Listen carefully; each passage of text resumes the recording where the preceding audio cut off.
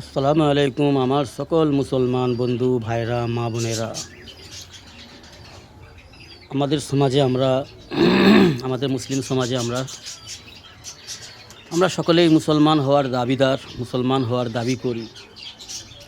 আল্লাহ আমাদের সকলকে এই পাক্কা সচ্চা আল্লাহর মুমিন মুসলমান বান্দি হওয়ার তৌফিক দান করুন, আল্লাহুম্মা আমিন। আমি আপনাদের একটা বিষয় জানাতে চাইছি, যেটি গুরুত্বপূর্ণ বিষয়। আপনারা শুনলে অবশ্যই লাভবান হবেন, অনেক উপকৃত হবেন। মুসলমান আর গায়ের মুসলমান, মুসলিম অ্যান্ড নন মুসলিম, পার্থক্যটা কী, এটা একটু আমি আপনাদের বিস্তারিত জানাতে চাইছি। যদি পারেন দয়া করে একটু পুরো ভিডিওটা শুনবেন, আপনারা জানতে পারবেন। আর যদি আপনাদের মন চায়, প্রাণ চায়, এই আমার বার্তাটাকে শেয়ার করে দেবেন বেশির বেশি, তাতে করে মানুষ আপনজন সকলেই, বন্ধুবান্ধব, সমস্ত মুসলমানবাসী বিষয়টা জানতে পারেন। তো মুসলমান, গায়ের মুসলমান, মুসলিম, নন মুসলিমের মধ্যে পার্থক্য কী? আমরা ভারতবর্ষের মানুষ, পশ্চিমবাংলার মানুষ, আমরা হিন্দু, মুসলমান, নন মুসলমান সকলে আশেপাশে মিলেমিশেই আমরা বাস করি একসঙ্গেই। বাচ্চাবেলা থেকেই খেলাধুলা করে, পড়াশোনা করে, স্কুলে হিন্দু মুসলমান সকলেই আজও পর্যন্ত আমাদের পাড়া প্রতিবেশী, আশেপাশের হিন্দু বাড়ির ছেলেরা এবং ছেলেমেয়েরা একসঙ্গে স্কুল যায়, পড়াশোনা করেন, খেলাধুলা করেন। তো সেহেতু আমরা ওদের ব্যাপারে যতটা আমরা জানি, সকলেই জানি, আমরা এটা আপনারাও জানেন, আমিও জানি, যে হিন্দু সমাজের মানুষ এটাও জানে যে ওদেরকে মরতে হবে। এই ঈমান আমাদের সকলের মধ্যেই রয়েছেন, প্রত্যেক মানবজাতির মধ্যেই রয়েছেন, যে আমাদের মৃত্যু অনিবার্য, মৃত্যু অবধারিত, অবশ্যই মৃত্যুবরণ করতে হবে। আবার ওদের মধ্যে অনেকেই আছে যারা মৃত্যুর পরে জীবন আছে এটাও বিশ্বাস করে। ওদের ভাষায় ওরা অমুসলমান যারা, ওরা স্বর্গ নরক বলে ওরা বিশ্বাস অনেকেই করে, কিন্তু ওদের চিন্তাধারা এবং ওদের বিশ্বাসটা ভুল, এবং যার কারণে ওদের কর্মকলাপটাও ভুল। তো যাই হোক, আমি ওদিকে যাচ্ছি না, ওদের নিন্দা করার আমার ইচ্ছা নেই। আমার মূল যেটা বিষয় জানানোর, যে আমাদের মুসলমান সমাজের ভ্রান্তিটা আমি অন্যের কাছে তুলে ধরতে চাইছি। তো বন্ধুরা দেখুন, ইসলামের যে সমস্ত বিধান আছে, বিভিন্ন বিধান আছে, তো ইসলামের সমস্ত বিধানকে জানা, বুঝা এবং মেনে চলা আমাদের কর্তব্য, কিন্তু আমরা পারি না পরিপূর্ণভাবে জানতে, বুঝতে এবং মানতে। তো বেশি মেনে চলার চেষ্টা করাটাই আমাদের জন্য কাম্য, আমাদের জন্য লাভবান। তো বন্ধুরা, আমরা এক আল্লাহ রাব্বুল আলামিন আছেন, এবং আল্লাহ অগণিত নবী রসুল পাঠিয়েছেন দুনিয়াতে মানবজাতির কল্যাণের জন্য, মানবজাতিকে সঠিক পথ প্রদর্শন করানোর জন্য যুগে যুগে নবী রসুল পাঠিয়েছেন। আর আমরা যেহেতু রাসূলুল্লাহ সাল্লাল্লাহু আলাইহি ওয়াসাল্লাম আখিরি নবী মুহাম্মদ সাল্লাল্লাহু আলাইহি ওয়াসাল্লামের উম্মত, সেহেতু আমাদের দায়িত্ব অনেক বেশি, এবং আমরা দায়িত্ব যদি পালন করতে পারি, নিজ দায়িত্ব, তাহলে আমাদের মর্যাদা সম্মানও অনেক অনেক বেশি। তো সেই জন্য বন্ধুরা, আমরা সমস্ত নবীগণ রসুলগণের উপর ঈমান আনয়ন করা, এবং আল্লাহ রাব্বুল আলামিনের সৃষ্টি ফেরেশতাদের উপর ঈমান আনয়ন করা, এবং ভালো মন্দ তকদিরের উপর ঈমান আনয়ন করা, এবং মৃত্যুবরণ করতে হবে, এবং মৃত্যুর পরে আবার উঠানো হবে, এবং আল্লাহর কাছে জবাবদিহি হতে হবে, এবং নিজ কৃতকর্মের ফল, রেজাল্ট আমাদেরকে পাওয়ার ব্যাপারে এই বিষয়গুলো জানা এবং মানা, এর নাম হচ্ছে ঈমান।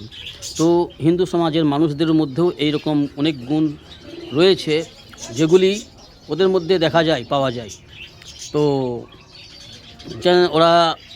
ওদের যে দেবদেবী বানিয়েছে না, এগুলো আমাদের ফেরেশতা, যেমন আমরা বলি বৃষ্টি বর্ষণ করার ফেরেশতা আলাদা, সূর্য উদয়ের জন্য, এবং হাওয়ার ফেরেশতা, এবং পানির ফেরেশতা, এরকমভাবে বিভিন্ন ফেরেশতাদেরকে আল্লাহ বিভিন্ন দায়িত্ব দিয়েছেন। তেমনইভাবে ওরাও যে সমস্ত দেবদেবী মানেন, ওরা দেবদেবী, ওদের ভগবান বা ঈশ্বর আল্লাহ নয়, ওরা দেবদেবী। সকলের সৃষ্টিকর্তা, যেহেতু সকল সৃষ্টিকর্তা তিনি এক মহান রব্বুল আলামিন, এটা হিন্দু সমাজের মানুষরাও মানেন। আর ওরা যে দেবদেবীগুলোকে মানে, সেগুলো আমাদের ফেরেশতাদেরকে ওরা মানে। হ্যাঁ, ওরা যেমন বলে লক্ষ্মী, রিজিক দেওয়ার, অন্ন দেওয়ার দেবতা, দেবী, এমনভাবে শিক্ষা দেওয়ার সরস্বতীকে বলে ওরা। তো ব্রহ্মকে পুরো বিশ্বকে, পুরো ব্রহ্মকে চালানোর জন্য ওদের একজন দেবতা আছে, কি বলে ওটা, ব্রহ্মা নাকি এরকম বলে।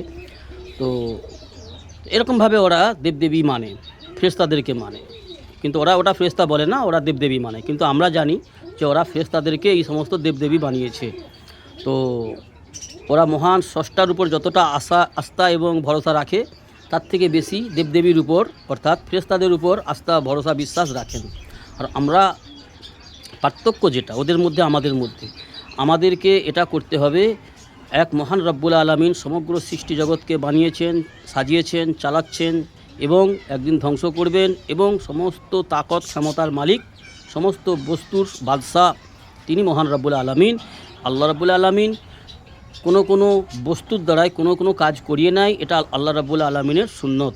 কিন্তু আল্লাহর কুদরত, আল্লাহ রব্বুল আলামিন কারো কোনো কিছুর মহতাজ নয়, কোনো বিষয়ে কোনো বস্তুর কোনো সৃষ্টি জগতের মহতাজ নয়।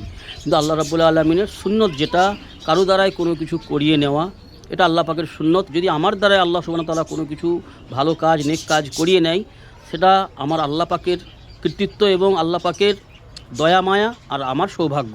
সেহেতু বন্ধু, পার্থক্যটা কি? আমরা মুসলমান সমাজ, আমাদেরকে এটা মানতে হবে মূল বিষয়, যে সমস্ত বিষয়গুলো আগে বললাম, শুরুতেই বললাম। তো মূল বিষয় যেটা, যে মৃত্যুর পরে আমাদেরকে মৃত্যুবরণ করতে হবে, এই বিষয়ে প্রত্যেকের জ্ঞান এবং শিক্ষা এবং চিন্তা চেতনা একই প্রত্যেক মানব জাতির জন্য, এবং কি প্রত্যেক সৃষ্টি জগতের জন্য। কিন্তু মুসলমান হওয়ার জন্য যেটা মূল বিষয়, মুমিন মুসলমান হওয়ার জন্য, আল্লাহর প্রিয় হওয়ার জন্য, যে আমাদের মৌতের পরে আবার উঠানো হবে, অর্থাৎ জীবন দেওয়া হবে, জীবিত করা হবে, এবং আমাদের কৃতকর্মের হিসাব হবে। আর কৃতকর্মের ফলস্বরূপ আমাদেরকে যেমন যেটা আমরা করব তেমন ফল আমাদেরকে গ্রহণ করতে হবে। সেহেতু এই বিশ্বাসটা ওদের মধ্যে নেই। বেদিন জাত যারা, অমুসলমান জাত যারা, নন মুসলিম যারা, ওদের মধ্যে এই চিন্তা চেতনা বিশ্বাস নেই। আর যদিও থাকে, ওদের মধ্যে আছে অনেকের, কিন্তু ভুল সিস্টেমে, ভুলভাবে, গলত পদ্ধতিতে। তো আমরা মুসলমান যেহেতু, আমাদেরকে এই বিষয়ে চিন্তা চেতনা রাখতে হবে। আর চিন্তা চেতনা রেখে জ্ঞান এলেম অর্জন করে এই বিষয়ে যদি আমরা আমল করতে পারি, তাহলে আমরা প্রকৃত সাচ্চা মুমিন মুসলমান হিসাবে গণ্য হতে পারবো। এই বিষয়টাই আমার জানানো, আপনাদের কাছ পর্যন্ত জানিয়ে দেওয়া আমার কর্তব্য, জরুরি, প্রয়োজন, আল্লাহ রাব্বুল আলামিনের আদেশ। সেহেতু এটা আমি আপনাদের কাছে পৌঁছে দিলাম। আপনারা এবং আমাদের সকলেই আল্লাহ তৌফিক দান করুন বেশি বেশি এই বিষয়ে আমল করার। আল্লাহুম্মা আমিন। আসসালামু আলাইকুম।